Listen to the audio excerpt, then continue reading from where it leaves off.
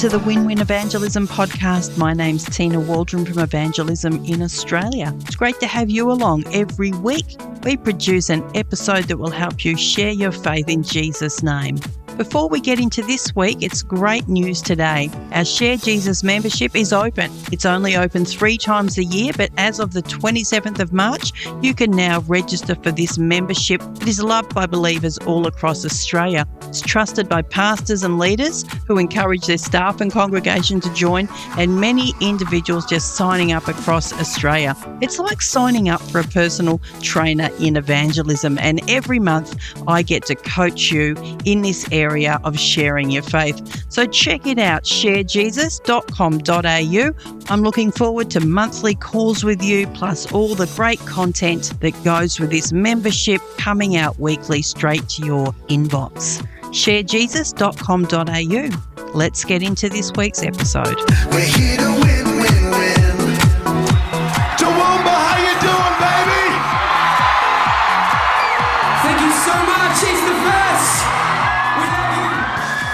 Well, a fascinating discussion today. We're talking about the rise and fall of Easterfest. And I am talking with Justin Rouillon, who is from 96.5 in Brisbane. Going to be an incredible discussion.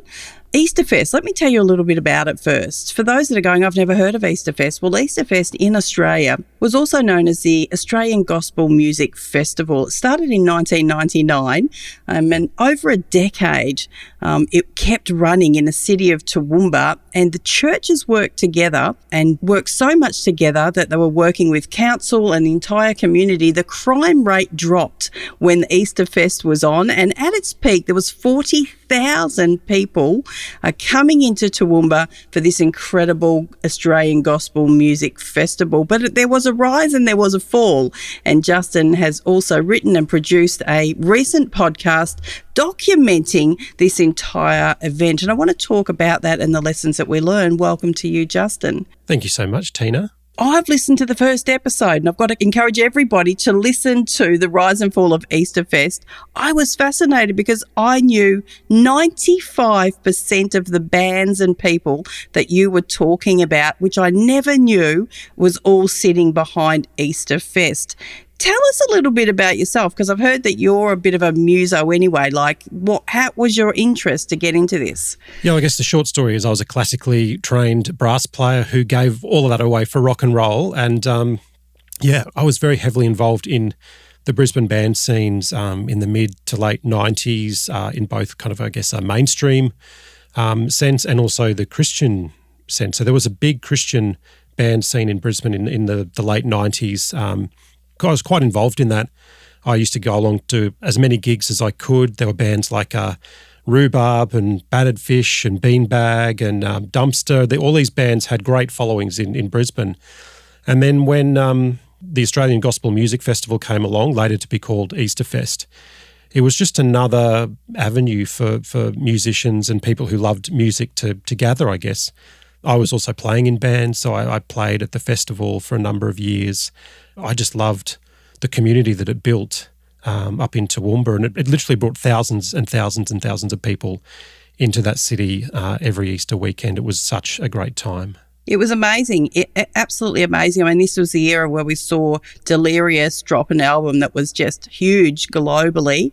We saw the Paul Coleman Trio in Australia, very well known during that time. In fact, I can't think of another decade really where Christian music was so big. Has there been a bigger decade? No, I think definitely that 2000 period was such a massive time for Christian music, and especially Australian independent Christian music. You had artists like, the Paul Coleman Trio, I guess, who were leading the way. Claire Hazard. In Brisbane, I've mentioned Rhubarb, who had a lot of success on Triple J, which is the national youth broadcaster of the ABC. And we had bands like Beanbag, who were signed internationally and who moved over to America. Later bands like Alabaster Box, who did the same thing and spent a number of years living in Nashville and touring America and had quite a bit of success over in the States as well. It was a really great time for independent artists, especially in Australia. And you mentioned Delirious. Delirious had that fantastic album, 1997 King of Fools, which was a big crossover hit for them. They had a number of hits on the mainstream charts in the UK. They'd played Wembley Stadium. And Delirious was actually the artist that really got Toowoomba on the map and really got the ball rolling for this festival. They played a one-off show in January in 2000. They also played with Rhubarb, Alabaster Box and Adam Lester, who did a lot of work with the Paul Coleman Trio. And that really got the festival going. And I guess it just snowballed year after year. It got a little bit bigger until it eventually became recognised as one of Queensland's major events. Well, it was just amazing. And I want to talk about some of those interviews that you've done with people and the things that you've discovered, which must have been a fascinating journey for you. But Toowoomba, of all places, why the festival there? What sat behind it to drive it? And I understand that it wasn't driven necessarily by the Christian community. No, well, it was the Christian community working hand in hand with the wider community in Toowoomba. And now I went to that Delirious concert in January of 2000, so I'm dating myself a bit here, but I drove up to Toowoomba from Brisbane to go to that show. It was a great show, by the way. But I remember that there was a guy in my home group I was carpooling with, and he mentioned that he'd met one of the organisers that night and that they'd said, we want Toowoomba to be thought of as the gospel music capital of Australia, in the same vein as when you think of country music, you think of Tamworth. And so that was really the thinking. And so I guess maybe the gospel music kind of thing came from the churches, but so much of the wider community bought into what was essentially economic play, a tourism play. So you had people like the Toowoomba Chamber of Commerce get on board, the local council, there was many business people who didn't have a faith background, and the Queensland Police, and they all partnered together to begin this Gospel Music Festival, Australian Gospel Music Festival, or AGMF. And really, as Isaac Moody, who was the CEO of AGMF and Easterfest, says in the podcast, he said really that came about because the churches in Toowoomba were working together. There was a great deal of church unity amongst the different denominations. They were running their churches, they were doing all the things that churches normally do, but then they also were working together because they had a common vision for their city, and they wanted to put on something that was going to be positive, that was going to bring people into the city. But I guess it's probably also good to note that it was never just intended to be a festival just for Christians. They always wanted to be accessible for anyone to come along to. And I guess that's part of the story as well, that it really bridged the church community in Toowoomba with the non-church community. So of course, you had the Chamber of Commerce and the council and the police all working together with the churches, but then you also had businesses. And because of where Easterfest and AGMF was held, it was held in Queen's Park, which is right next to the Toowoomba CBD. You had cafes and restaurants and retail. So you had all of these different, even pubs. I went to a couple of shows attached to the festival in different pubs in Toowoomba. So how's that for outreach, right? Reaching out to the pub community. So it was just a really interesting mix of people who got that event going. And then, I guess all the city leaders saw that it was such a great thing for the city as it grew, even despite the challenges of noise and things like that. But it was a great event for the city. Yeah. And I think that, Justin, is one of the principles for me, is because I'm looking at the event now as it was over a decade, listening to as we record, the first episode that's been released of the Rise and Fall of Easterfest podcast. There seems to be this openness, and for a city to be blessed like that, when churches could work together, but also there was a financial gain for the city, which Toowoomba really needed, an injection of finance. And I'm wondering whether that's an approach that really churches can look at, of how can churches together, but how can we actually help our communities win financially? Surely that has to be a big driver behind it. Yeah, well, I think at its peak, the economic impact on the city was about $20 million. And this is, about 15 years ago now, so probably substantially more in today's money. So, of course, it had incredible benefits for the city in terms of, finances and economics, but just the spiritual side of things, I guess, too. everyone knew that it was a Christian-run event and that there were Christian bands and musicians and artists playing. So I guess there's benefits across all different aspects of how you would look at it. And obviously for people who didn't have a faith background, they saw thousands of predominantly Christians coming into the town, and that had a huge economic impact on the city. We mentioned the crime rate went down. That was the one thing the police always used to talk about. Thousands and thousands of people coming into the city. Normally the crime rate should go up. But over that Easter weekend, the crime rate would go down. And I think that was just a reflection on, the people who were attending Easterfest. So there was so many benefits for the city. We talked about, the church community working with the non-church community, but it had a huge financial impact. So much so, they used to talk about, everyone would leave Toowoomba, the locals would all leave Toowoomba, and it would be basically a ghost town over Easter. And then that went to Easter weekend, Easter Saturday, the local shopping centre, Grand Central. That was their biggest trading day of the year by a long way, even over Boxing Day. It's an incredible story. For me, I just think, wow, there you see, we often talk about in our churches and in our prayer life, we pray, God, your kingdom come. And really, as you look back at Easterfest and I hear this story, that's what we saw. I really think we saw an invasion of heaven meeting earth and outworked in this way, where literally tens and tens of thousands of people heard about the good news of Jesus through the Christian music scene and through encountering all of those people that came into Toowoomba at that time. What was one of the most fascinating people that you've interviewed for this as you're digging up and getting into the backstories of it all? Well, I mean, we've spoken to so many people across, the organisers, all of the key people who organised the event, so many of the major artists who played. Spoke to Paul Coleman and Phil Gordian of the Paul Coleman Trio. We've dug a lot of material out of the 96.5 archives dating back to about the mid-2000s. Probably my favourite story, I really love this story, and I won't give it all away, but how Easterfest impacted the royal family. So because of the involvement of a guy called James Bartle, he ran an extreme sports company called JC Epidemic, who then got into fashion and creating jeans and stuff. And their big thing is rescuing women and children from modern-day slavery, sexual exploitation. Their impact went as far as to impact Meghan Markle.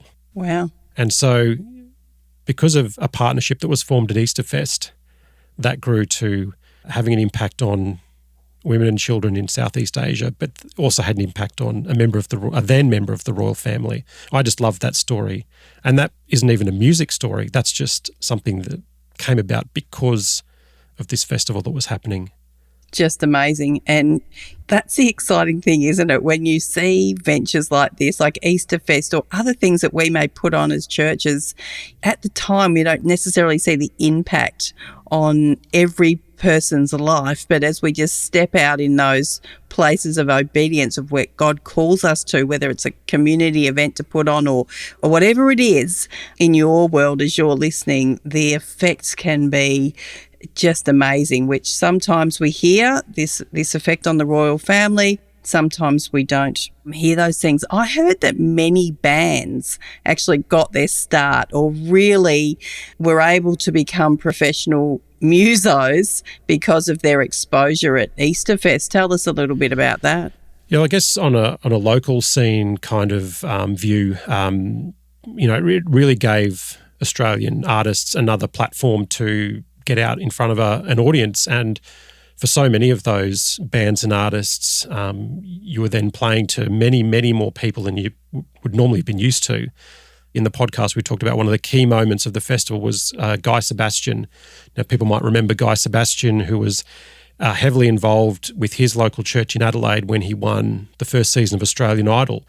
And Easterfest, or the AGMF as it was in 2004 when this happened, managed to secure Guy for his first ever public performance after he won. But the great thing about that concert, which they sold about 20,000 tickets to, they had 20,000 people at the main stage there for Guy's first performance, was then that gave other local artists a chance to open up for Guy and also play for a much bigger audience than they'd ever played to before. So it gave them exposure. And one band in particular was a band called Rookie. They were like a pop punk band from Brisbane, a Christian band. And because of the exposure they attained at things like Easterfest, they were then able to go full-time on the road around Australia. They'd travel around Australia, play at churches, youth groups, high schools, spread the good news through their music because of the exposure they got at things like Easterfest. And one story I particularly love is the biggest band in Christian music globally at the moment is a band called For King and Country.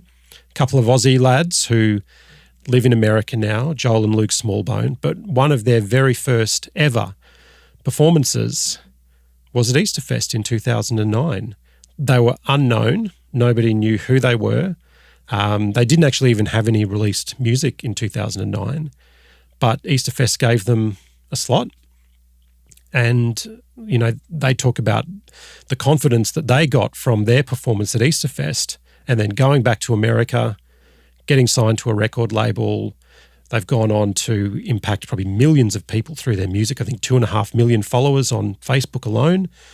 And they're the biggest thing in Christian music in America at the moment. And they got their start at Easterfest. Yeah, that was a fascinating story. I heard about that in the first episode of the podcast, The Rise and Fall of Easterfest. And the other stories, I know you're not going to mention those here, but those stories that are connected to those boys and another artist, obviously, that was out is just all very fascinating. So great listening, which is exciting. I hope you're enjoying this episode so far. Just a reminder that our Share Jesus membership is now open. It's like having a personal trainer for evangelism.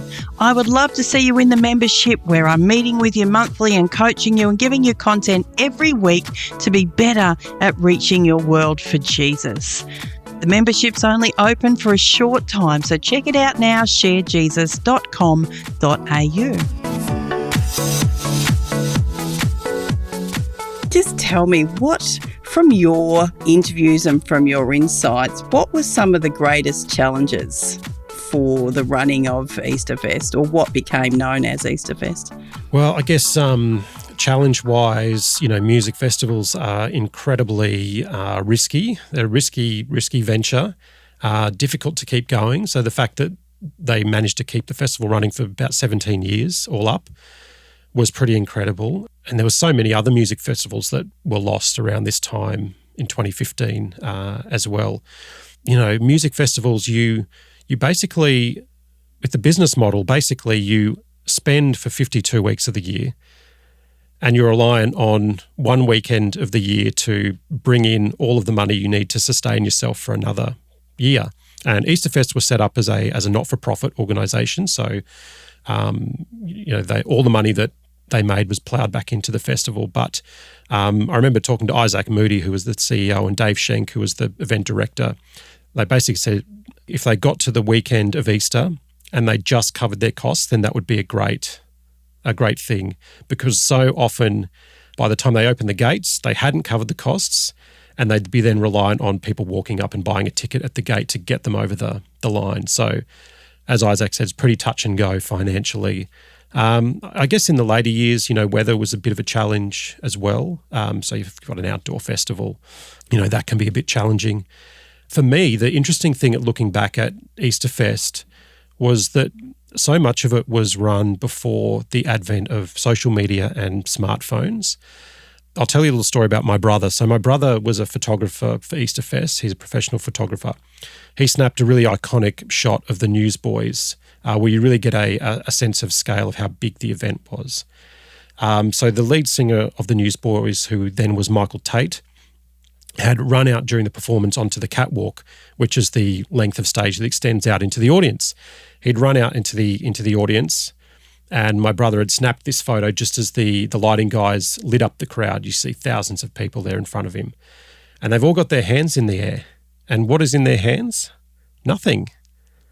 Whereas now, they'd all be full of phones and devices. And so much of the festival was run before all of that. And it was really about community. And I think, as those of us who were there in that era, we got older and, things change. And I'm a classic example of, aging out of an event like this, because I missed the last two festivals because I'd become a dad. And so I went to every event except for the last two because I'd become a father. So I think that was a bit of a challenge too, in just how audiences were kind of changing generationally. And one of the little tidbits I unearthed as I did all the research for this is that these days young people are not the main demographic for music festivals. The main demographic for music festivals now is actually older people. And an event like Day on the Green is a perfect example of that, where the promoters will bring out legacy artists, and the main demographic for that audience is people in their 40s, 50s and even 60s. So young people now are not really the driving force behind music festivals. So I think that's another challenge as well. Yes, yeah, absolutely. Things have changed so significantly. Tell me about at the time, like how did it even get so big? Like how did word get around then? Because Christian radio wasn't really where it was at. We didn't have social media. What was behind it becoming so well known? Yeah, well, I mean, as you'll hear in the podcast, the first few events were commercially, I guess they were failures. They didn't make money, they lost money. But one of the keys that Isaac, who was the main promoter and the CEO, said was it was really a grassroots movement, in that, they started to book Australian bands sort of all tiers, of people who were just starting out, through to more established acts like the Paul Coleman Trio, Alabaster Box, Rhubarb. But he said what he found is if he booked a whole lot of smaller artists, then if they brought 20, 30, 40, 50 people each, then all of a sudden, if you've got 150 artists, you've got thousands of people at the event. We mentioned Guy Sebastian. That was actually a really key moment of the festival in 2004. And that almost turned the corner for them, because from there, the festival just kept growing. And it was also actually, interestingly enough, the decision to move the festival into Queen's Park. Prior to Queen's Park, where they moved into in 2002. They had done some events prior to that in Queen's Park, but often the events were spread out all over Toowoomba. So you might find an event in a local nightclub or in a church or sometimes in a basketball hall. Or I remember maybe in 2000, I remember going to all these little alleyways in the city, and they'd have these little stages tucked away in alleyways. And about 2002, they moved everything into the park. And that was kind of the catalyst, and everything kind of started growing from there. Guy Sebastian was a key moment in 2004, and that really started snowballing. They started getting about 5,000 people extra every year after that, to the point where in their peak years, around 2008, 9, 10, 11, you're getting 30 to 40,000 people, across the 3 days of the festival, both in the park and also at free events that they would run throughout the city as well. So it really was built on a lot of the grassroots stuff that was happening in Australia with the independent artists. And then as the festival was able to grow that way, they were able to get a little bit more money, and they were able to secure some international artists like Rebecca St. James, the Newsboys. I remember one year there was Robin Mark, who was very big in the worship space. And eventually they were able to get, more and more high-profile artists, which could then grow the festival as well. And then you had people travelling from really all over Australia. I've heard about youth groups who would come down from Cairns and Townsville and from outback Queensland. People came from New Zealand. By that sort of 2008 period, people were coming from all over for this festival.